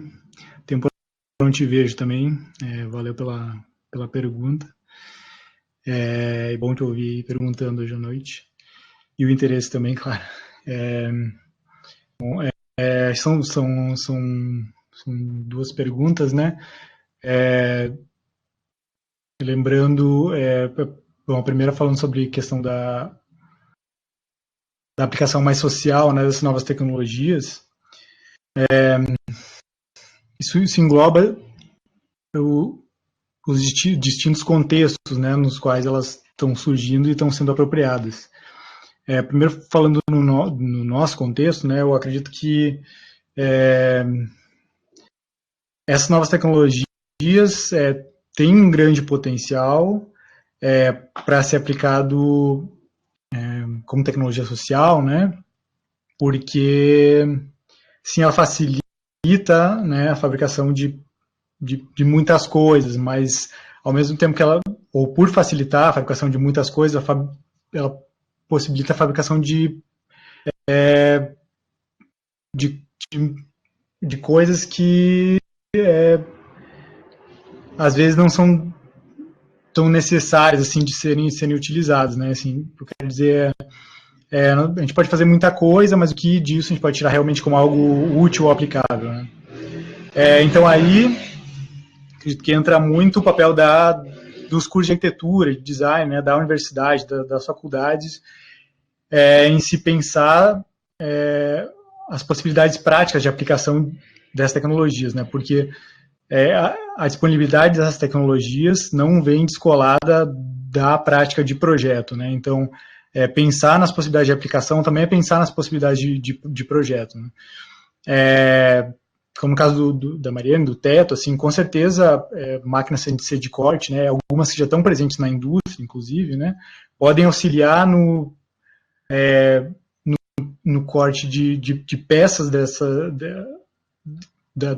estruturais, ou mesmo de fechamento, né, desse tipo de edificação, ou, como em uma das imagens que eu mostrei, né, elas podem contribuir para fornecer material para suporte na construção, né, como, enfim, escoras para molde de estrutura, enfim, né, só a gente pensar em uma tecnologia que é, por exemplo, uma cortadora CNC, né.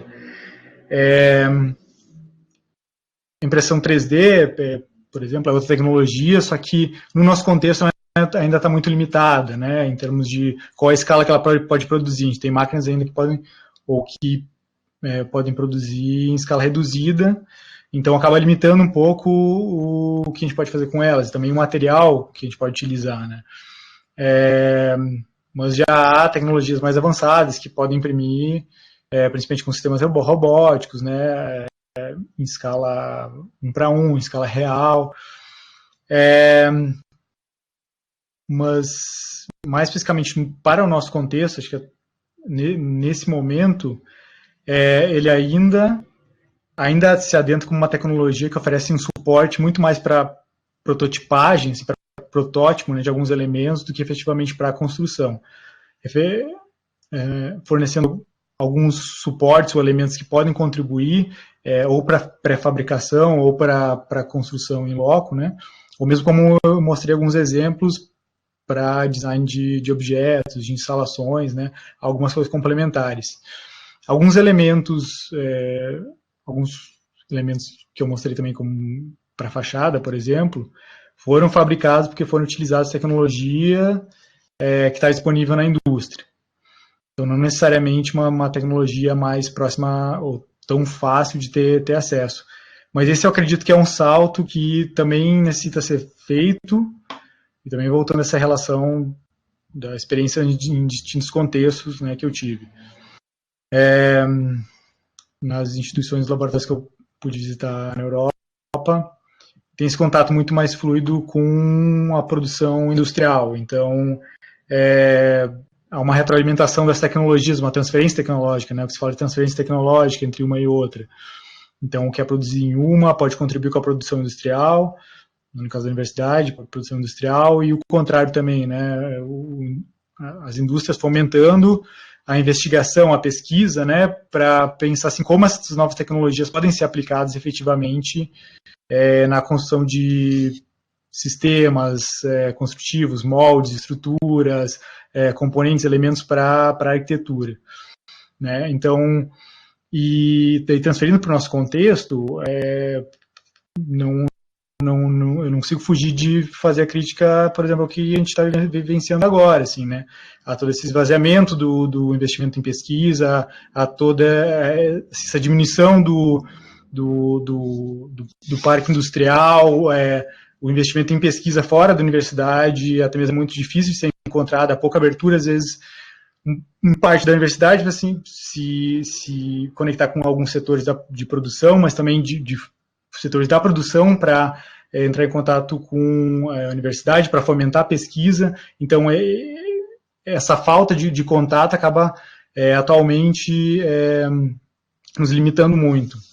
Então, sem dúvida, assim, o passo que precisa ser dado, e daí eu já linko com a outra pergunta, que é como assimilar isso nos cursos de arquitetura, nas faculdades, mesmo pela questão do investimento, né, que precisa ser feito.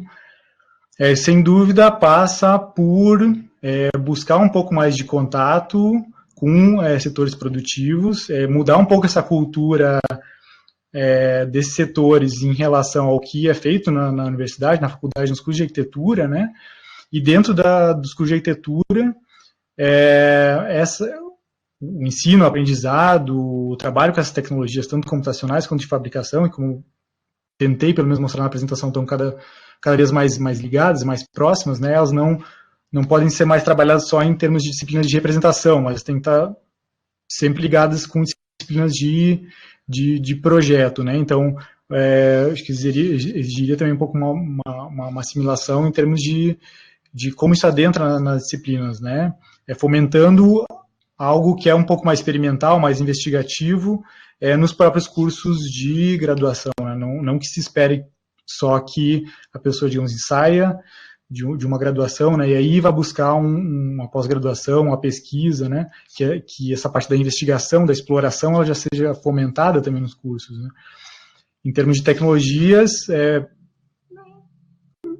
acho que já mudou muito, assim, há 15 anos atrás, assim, uma tecnologia dessas disponível era muito, muito cara, né, acredito que tecnologias como de impressão você pode trabalhar com protótipos, e, claro, não só limitar a trabalhar com modelos arquitetônicos, né, não só fazer maquete, mas, como tentei apresentar, assim, são propostas de ideias, né, que podem agregar algo para a arquitetura, para a construção, e que estão sendo criadas, fomentadas nos próprios cursos de arquitetura, né. Então, já há algumas tecnologias de impressão 3D que são mais acessíveis, né, mais baratas, mesmo cortadoras CNC, né, de uma escala média, assim, razoável, que se possa cortar componentes em madeira ou outros elementos adequados para esse tipo de maquinário, né, já tem um preço mais acessível, mas se mesmo a aquisição do maquinário não é possível por um curso, eu não tenho dúvida que cabe muito buscar isso em outros setores, assim, porque tem muitos outros setores que às vezes a gente nem imagina que tem algum tipo de maquinário desses de controle numérico, né, CNC, que utiliza para mobiliário, para corte de marcenaria mesmo, e que às vezes a gente nem tem ideia disso, né? Então esse contato com a indústria, com os setores produtivos, ele pode ser uma ponte em que seja fomentado o desenvolvimento do projeto no curso, e que, se não há o maquinário próximo, né, para acesso direto, em contato com alguma indústria próxima, pode ser, de alguma maneira, facilitada, assim, que ela seja materializada. Espero ter respondido. Rodrigo, obrigada, Mariane. A Ana Serávulo, ela ainda gostaria de fazer mais uma pergunta. Eu vou ser bem rápida, gostaria de fazer duas perguntas pontuais para a Mariane e para o Rodrigo. Hoje, na arquitetura contemporânea, Mariane, eu acredito, e isso é a avaliação de vários críticos, historiadores da arquitetura, que uma grande novidade sejam os coletivos de jovens arquitetos. Né? Eles vêm aparecendo no mundo inteiro e há um destaque para a participação desses coletivos na América Latina e, em especial, no Brasil. Eu gostaria que você avaliasse qual é a diferença na atuação no escritório de arquitetura, já que você está com um pezinho em cada lugar, e também na ONG, né? Quais são os ganhos, as diferenças? E queria também, rapidamente, colocar para o Rodrigo uma preocupação mais ampla em relação às tecnologias e o distanciamento que se coloca cada vez maior entre os países em desenvolvimento e os países, enfim, que têm uma situação econômica mais privilegiada. Eu coloco isso, você esteve no Politécnico de Milão, então não sei se você consegue avaliar, enfim, mas gostaria de saber a sua opinião. Na Europa e nos Estados Unidos, os laboratórios das universidades, eles são chamados não só para aplicação dos softwares e da tecnologia, mas eles estabelecem parceria com os grandes grupos de desenvolvimento de softwares e de equipamentos para testar esses equipamentos e para estabelecer, digamos, novas funcionalidades e novas aplicações. E no Brasil, e de uma forma geral, nos países em desenvolvimento, nós nos transformamos em consumidores. Na pesquisa, e na pesquisa na Universidade de São Paulo, num lugar privilegiado, eu queria saber a tua avaliação sobre essa questão.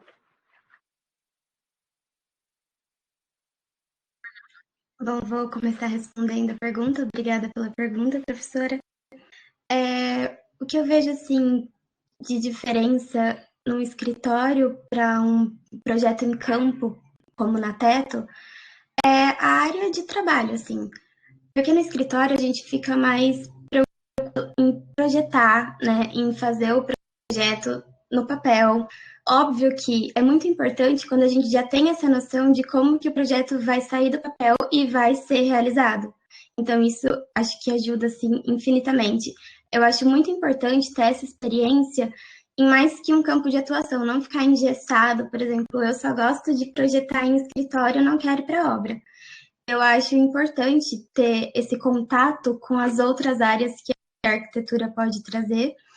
E na área, por exemplo, da Teto, a gente tem os contratados, um dos contratados é um arquiteto, e ele é o que fica no escritório da Teto em São Paulo, projetando. Então, ele está no campo e está projetando. Então, isso é completamente junto, é uma ligação. Esses projetos piloto de infraestrutura foi em conjunto com voluntários e ele desenvolvendo e avaliando o que em campo é melhor e mais viável. Mas para isso é importante saber também fazer esse pensamento desde o papel até a realização. Então, eu acredito que tem uma ligação, porque eu acho que é muito importante um tá bem relacionado com o outro, porque não adianta nada a gente ser um arquiteto de escritório que não tem a mínima noção do projeto que a gente fez ali, como que ele vai sair para o papel. E vice-versa, também não é legal a gente só saber a obra, saber tocar uma obra sem saber o por trás de projetar. Então, eu acho que a união dos dois é muito importante e eu acho que os projetos da Teto são definidos também dessa forma, porque tem toda a parte do acompanhamento, do pensamento para chegar naquilo, tem um manual que é feito, então é todo um estudo por trás do que a gente vai fazer em campo, até porque a maioria dos voluntários não são da área, então é importante que estejam bem preparados, as pessoas estejam bem preparadas para passar para eles o que a gente tem que fazer. Espero ter respondido.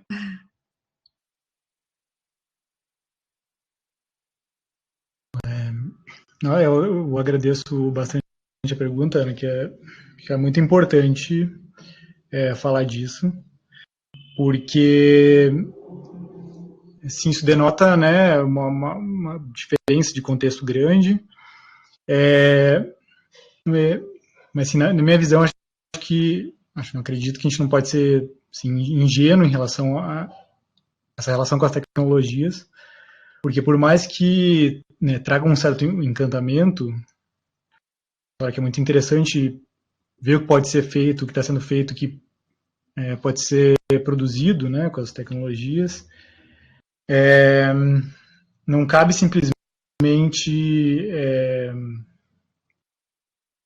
tentar utilizar no nosso contexto da mesma maneira como é utilizado em contextos distintos, né, contextos econômico e industrialmente desenvolvidos, ou bem mais desenvolvidos que o nosso.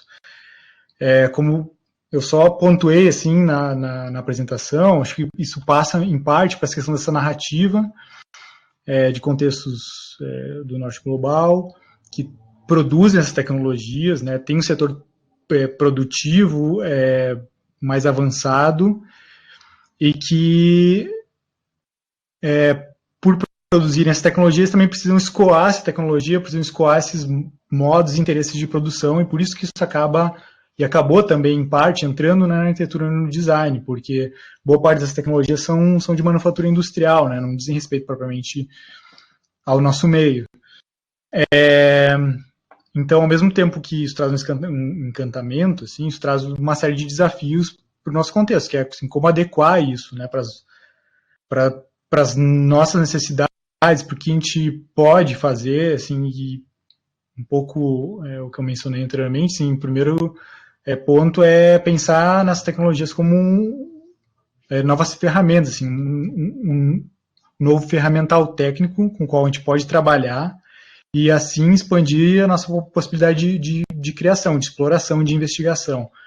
Não unicamente que seja utilizado para se copiar, se repetir o que eu vi em uma certa arquitetura que é feita no exterior, porque aí sim eu vou simplesmente só estar utilizando as tecnologias para produzir algo de maneira assim, decorativa, né, que não foi criado por nós, não está realmente adequado à nossa necessidade, aos nossos contextos. E a gente tem assim, desafios por parte de resolver problemas mesmo de projeto, de construção, né, que não tem que ser visto como algo negativo, né, no nosso contexto, mas como algo que pode potencializar muito a questão criativa, né, e utilizar desde ferramentas analógicas a ferramentas digitais que elas venham para agregar algo, né, ou contribuir com algo de maneira positiva, que possa facilitar, customizar, como eu falei, tornar o processo mais rápido, né, e mesmo pensar novas possibilidades técnicas, né, para a construção, para o design, para o projeto arquitetônico, enfim. E essa questão de contexto, assim, indústria, universidade lá fora, é muito mais saudável, digamos assim, né? Porque se vê como uma relação de mútuo benefício, assim, né? E então, não só pela formação dos profissionais, né, que vão trabalhar fora do contexto da universidade, mas que a relação da investigação, da pesquisa, né, já que ela depende de bases materiais, ela também é potencializada por uma contribuição dos setores produtivos que fazem a produção, né, fora da universidade. Então, como comentei antes, demandas, fomento, material da indústria para a universidade devolve com pesquisa. Aqui, no nosso contexto, muitas vezes uma série de travas, né, dificuldades em estabelecer essas pontes. Mesmo esse descrédito, né, que tem crescido em relação à pesquisa, à universidade, tem sido muito nocivo, né, e com certeza é algo que não contribui em nada, porque há muita produção, né, não só de conhecimento, mas de conhecimento técnico e tecnologia na universidade, com certeza se prolifera de maneira indireta, né, na produção de escritórios, na produção industrial, na produção mesmo de maquinário,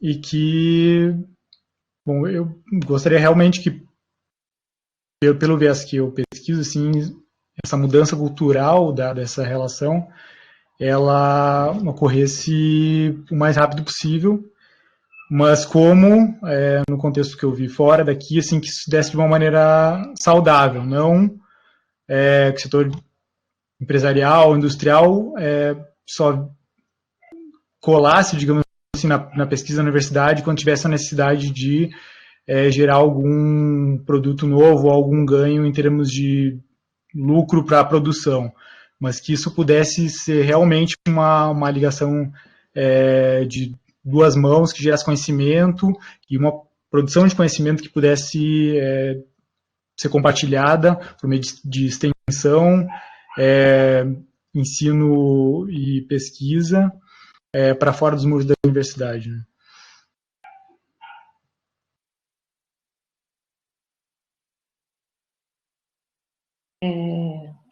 Rodrigo, obrigada. Mariane. Eu acho que ainda na sua linha, Rodrigo, só fazer um comentário rápido. Dentro disso tem também o design colaborativo, né? Como a Ana falou dos coletivos de arquitetura, a gente tem visto também esse desenho livre, o design colaborativo, que permite que esses elementos produzidos, né, dessa indústria, eles possam ser reproduzidos livremente pelo usuário, citando o nome ou citando a fonte, né, da onde ele foi produzido. A gente tem alguns designers brasileiros que já estão trabalhando com essa tecnologia, onde as pessoas podem pegar e imprimir o modelo e pôr na CNC, né? Sim, eu posso só fazer um complemento Claro. rapidamente. Eu vou falando e vou me esquecendo que a Adri comentou, agora a Ana, agora você comentou também, Adriana.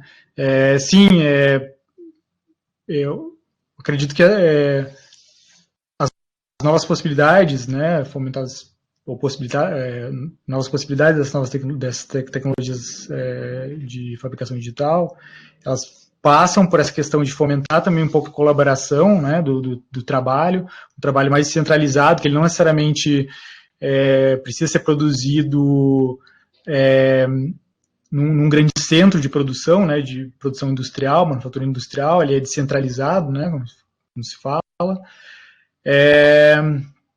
e acaba fomentando também reutilização de materiais, né, reciclagem, enfim, coisas que acabam contribuindo diretamente para a questão social. Quando a Adri comentou sobre o trabalho que a gente fez dos protetores, né, imprimiu alguns, acho que a questão, nesse caso, não foi nem só, né, produzir um elemento que contribuiu de alguma maneira aqui para o pessoal que trabalha no hospital universitário, para as UPAs, para ter uma proteção extra, né? Tinha muita questão da insegurança desses funcionários em relação a só usar máscara. Então, os protetores faciais a gente produziu e algumas peças que aliviavam a tensão da máscara cirúrgica, né, que eles utilizavam. Mas a questão não foi só a produção, né, porque isso foi bastante divulgado, tinha muita gente fazendo, enfim. Mas eu acabei trabalhando mais focado nisso, porque teve uma dificuldade que foi a seguinte. Teve outros grupos aqui em São Carlos que acabaram trabalhando com isso também, produzindo, né?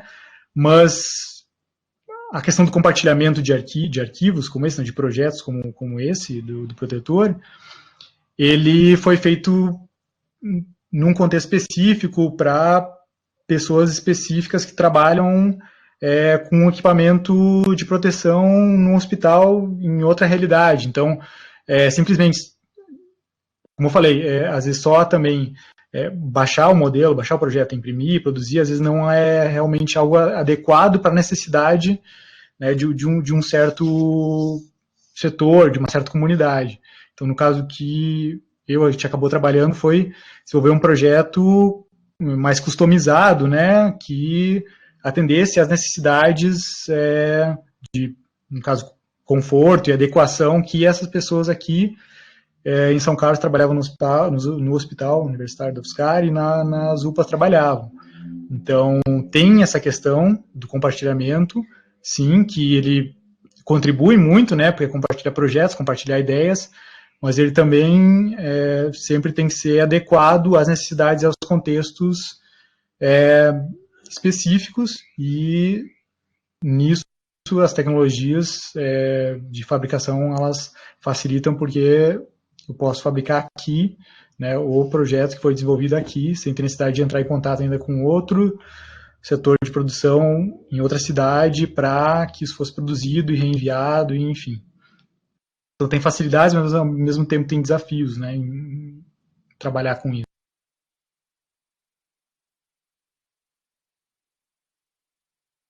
Bom, eu queria novamente agradecer aos aos dois palestrantes, né? É uma honra ter vocês de volta conosco, né? Na condição de arquitetos agora, e transmitindo esse conhecimento e essa experiência para os nossos alunos que estão chegando ou vão chegar no caminho que vocês estão trilhando. Então, acho que isso é muito gratificante e a gente tem buscado, né, sempre no segundo semestre, trazer alunos para o nosso simpósio, né? Então, a gente criou até esse nome, Sessão Revisita, para que sempre a gente possa dar a oportunidade de vocês estarem trazendo a experiência de vocês, né? Que para nós é o mais importante também na formação dos nossos alunos. Então, eu também queria dizer, não sei se a Ana quer falar também alguma coisa, mas que para todos vocês vão, a partir do encerramento da sessão, a gente tem aula normal para todos irem para as suas aulas, né, para as suas salas virtuais. Antes da gente finalizar, eu queria agradecer muito a Mariane e o Rodrigo também, agradecer a Adriana, que fez a mediação hoje dessa palestra. Lembrar aí que agora a gente continua nas salas de aula e dar a oportunidade de vocês de encerrarem dar um tchau e para a gente poder encerrar então a nossa sessão.